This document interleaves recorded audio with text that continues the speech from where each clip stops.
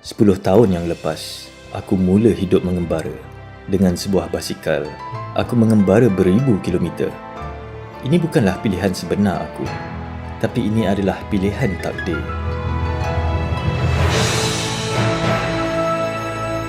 Titik pengembaraan aku bermula di Chengdu, wilayah Sichuan di negara China.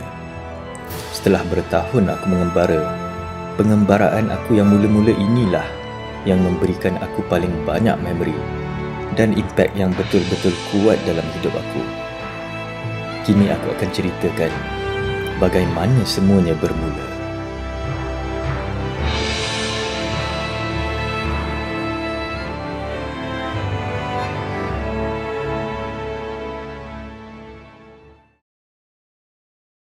So, sambung daripada video saya minggu lepas, hari ini saya nak cerita macam mana saya mula-mula mengembara dengan basikal 10 tahun yang lepas, iaitu pada tahun 2010. Kalau boleh panjang saya nak cerita, detail. Kalau boleh saya nak cerita macam mana setengah kawan saya menyokong apa yang saya buat dan setengah kawan saya lain menentang apa yang saya buat, termasuklah family saya sendiri. Tapi saya kena cut short cerita ni pasal saya tak nak video ni jadi panjang sangat. Okey, mengapa saya mula mengembara daripada negara China? Macam yang saya cakap dalam video saya yang lepas, masa saya kerja sebagai lecturer dulu, saya dah banyak pergi backpacking dalam negara-negara Southeast Asia ni. Jadi, saya tak nak repeat balik tempat-tempat yang saya dah pergi. Saya nak pergi ke tempat yang baru. So, saya dah buat Southeast Asia masa tu dan saya nak mula pengembaraan saya yang baru ni daripada negara China. Okey, pada asalnya, plan asalnya, saya cuma nak pergi backpacking. Saya nak start backpack daripada China, pergi ke semua kontinen dan ending dekat South America, dekat Argentina. Itu adalah plan asalnya. Saya tak terfikir langsung nak naik basikal masa tu. Dan kalau boleh saya nak travel dalam masa lebih kurang 2 ataupun 3 tahun. Saya nak travel dalam satu jangka masa yang amat lama. Pasal saya bukannya nak travel melancong suka-suka, tapi saya nak buat sesuatu yang besar, yang betul-betul impactful dalam diri saya. Okey, mula-mula saya simpan duit gaji saya masa saya kerja sebagai lecturer, tapi memang tak cukup. Jadi saya mengharapkan duit daripada freelance job yang saya buat. Masa tu saya ada buat satu big job untuk saya. Saya buat satu 3D animation job untuk satu iklan TV yang berharga RM30,000. So, klien saya bayar saya down payment RM5,000. Lepas tu saya buat job tu sampai siap. Saya pun deliver job tu dekat klien saya. Animation yang saya buat tu dah masuk TV dah pun, dah on air. Tapi saya tak dapat lagi duit remaining yang klien saya patut bayar saya tu, RM25,000 tu. Saya call dia banyak-banyak kali, dia tak angkat phone. Lepas dah sekian lama saya call dia banyak kali, dia terminate dia punya number tu. So saya dah tak dapat nak contact dia balik. Daripada situ saya rasa hampa. Saya bukanlah hampa pasal duit tu sangat, tapi saya hampa pasal saya rasa dream saya tu dah makin jauh. Mula-mula dream saya tu saya rasa macam dekat, saya dah boleh capai dream saya tu. Tapi bila saya tak dapat duit tu, saya rasa macam dream saya tu dah makin jauh. Dan saya terfikir macam mana saya nak buat. Pasal masa tu pula, saya sebenarnya dah beli flight ticket untuk ke China. Masa tu saya start daripada Chengdu. Dan saya pula masa tu saya bekerja sebagai contract basis masa saya lecturing. Lepas tu pula saya cakap dekat majikan saya yang saya tak nak continue saya punya contract untuk semester yang berikutnya. Dan bila kira-kira balik, duit saya cuma ada RM6,000 je masa tu. Lepas tu saya pula beli buku Lonely Planet China.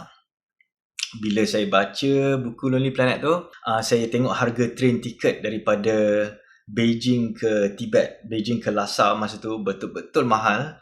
Dan bila saya kira balik, duit RM6,000 yang saya ada tu, saya cuma boleh travel lebih kurang 3 bulan saja. Itu pun kalau saya betul-betul jaga-jaga, berjimat dengan spending saya. Lepas tu saya fikir macam mana saya nak buat, kerana saya tak nak travel setakat 2-3 bulan. Tapi saya nak travel bertahun-tahun. Kalau 2-3 bulan, nanti lepas 3 bulan saya kena balik ke Malaysia dan start all over again, cari kerja balik, pergi job interview semua balik. kerja balik 30 hari, masuk balik dalam sistem tu, kerja 30 hari dapat gaji, 30 hari dapat gaji. Lepas tu saya terfikir, apa saya nak buat? Masa tu saya cuma ada lagi 2 ataupun 3 minggu je lagi sebelum saya fly ke China. Saya beli tiket flight ke Chengdu masa tu. Dan saya fikir, macam mana saya nak travel lama ni dengan duit saya yang cuma ada 6,000 je masa tu. Saya masa tu memang tengah desperate. Dan masa saya tengah desperate itulah saya buat satu keputusan yang mengejutkan. Saya cakap kat diri saya, okey, saya beli basikal dan travel naik basikal je. Jadi saya dah tak payah nak bayar train tiket ataupun bus tiket semua ni. Lepas tu beli kemah. Tidur dalam kemah tiap-tiap malam. Dan saya dah tak payah nak bayar hotel, guest house semua ni.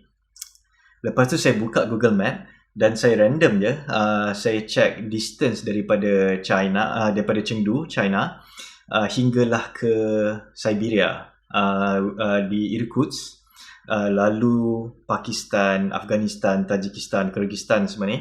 Dan saya ukur balik distance dia adalah lebih kurang dalam 9,000 km. Dan masa tu saya buat calculation, saya pandai-pandai buat calculation. Okey, katakanlah saya kayuh basikal 20 km sejam. Dan saya kayuh 4 jam dalam sehari. Sehari saya dah boleh cover 80 km. Saya bahagi dengan 9,000. Jadi saya dapat sampai ke Siberia lebih kurang 112 hari. Hampir-hampir 120 hari ataupun hampir-hampir 4 bulan. Saya dah boleh sampai ke Siberia. Dan saya cakap kat diri saya, not bad. Benda ni doable. Dan saya rasa ini adalah satu keputusan yang betul-betul gamble saya pernah buat dalam hidup saya. Kerana saya ni bukanlah seorang yang fit, saya ni bukanlah atlet. Saya nak buat satu trip yang besar dan saya tak prepare apa-apa pun. Dan saya cuma ada lagi 2 minggu je untuk prepare. Kalau apa-apa pun saya nak prepare. Lepas tu, saya pun call kawan saya, tanya sesiapa yang ada basikal boleh kasih saya pinjam. Saya pinjam basikal kawan saya seorang ni. Dan saya ajak lagi 2 orang kawan saya untuk teman saya kayuh basikal daripada rumah parent saya di Bukit Damansara. Kita orang kayuh pergi ke Sri Hatamas masa tu. Distance dia dalam 6 km. So kita orang kayuh 6 km. Bila sampai Hatamas, kita orang lepak kedai mamak, borak-borak 2-3 jam. Lepas tu baru kayuh balik lagi 6 km untuk sampai balik ke Bukit Damansara. Lepas tu pusing Bukit Damansara lebih kurang 8 km. Bila dah 20 km tu saya dah rasa penat. Lepas tu saya fikir, macam mana saya nak kayuh 9,000 km merentas China sampai ke Rusia, kalau kayuh 20 km pun dah penat. Beberapa hari lepas tu, saya ajak lagi kawan-kawan saya untuk teman saya kayuh daripada Kuala Kubu Baru sampai ke arah Fraser Hill. Dan itulah saya punya preparation untuk saya membuat satu trip yang betul-betul besar dalam hidup saya. Okey, so pendekkan cerita, saya pun gamble je. Kerana bila fikir balik, 2 minggu memang tak cukup untuk saya prepare diri saya untuk buat satu trip yang betul-betul besar. Jadi saya pun tak fikir panjang dan saya fly ke Chengdu, China, berbekalkan cuma 1 backpack dan 1 laptop bag. Dan itu adalah titik permulaan saya hidup sebagai seorang nomad. Bila saya sampai di Chengdu, saya buat 3 perkara yang paling penting sekali. Saya beli basikal, saya beli kemah dengan beli buku belajar Mandarin. Mula-mula saya beli basikal. Masa tu saya memang tak tahu pun ada term bicycle touring. Saya tak tahu pun macam mana nak baiki basikal saya kalau dia rosak. Dan saya tak tahu pun macam mana nak repair, nak tukar tayar kalau tayar saya pancit. Masa saya beli basikal tu, saya tanya orang kedai tu macam mana nak tukar tayar, tools apa yang patut saya pakai. Dan disebabkan orang kedai tu tak pandai cakap English dan saya pula tak pandai cakap Cina, saya spend dekat kedai tu selama lebih kurang 4 jam untuk pilih basikal mana yang saya nak beli, pasal saya memang tak tahu basikal jenis apa yang patut saya pakai. Saya ambil masa yang lama untuk belajar macam mana nak tukar tayar, pakai tools apa yang saya nak pakai. Yang kedua, saya beli kemah. Satu lagi pasal saya ni, saya bukan orang outdoor, saya tak pernah camping pun sebelum ni. Saya bukanlah pengakap ke apa. Dan saya tak pandai pun nak pasang tent. Saya tak pandai nak pasang khemah. So masa saya nak beli tent tu, saya tanya orang kedai tu, suruh tunjuk saya macam mana nak pasang tent tu. Pasal saya cakap kat dia kalau saya nak tengok tent ni senang nak pasang ke tak. Kalau okey, saya akan beli. Sebenarnya dalam hati saya sebenarnya saya nak belajar macam mana nak pasang tent tu. Dan yang ketiga, saya beli buku Mandarin. Dan masa tu saya belajar sendiri macam mana nak cakap bahasa Cina daripada buku tu. Lepas saya dah buat 3 benda tu, saya stay dekat Chengdu lagi 8 hari. Dan masa itulah saya buat kawan dengan orang-orang lokal kat situ. Saya ada 2 orang kawan lokal kat Chengdu, Gina dengan Tanya. Dan diorang bawa saya jalan-jalan dekat sekitar Chengdu. Dan masa tu saya ambil advantage tu untuk belajar bahasa Cina. Kenapa saya stay dekat Chengdu lagi 8 hari? Kerana saya takut untuk start. Saya patutnya start beberapa hari lagi awal. Tapi bila hari yang saya nak jalan tu, bila saya tengok langit, saya akan cakap dekat diri saya, hari ni nak hujan, cuaca tak elok, so pergi esok je lah.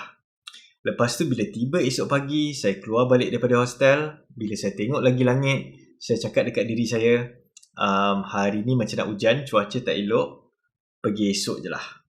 Dan benda ni berulang-ulang, saya kasih alasan yang sama sehinggalah hari yang ke-8. Sebenarnya bukanlah weather tu tak elok, tapi Chengdu ni adalah satu tempat yang foggy.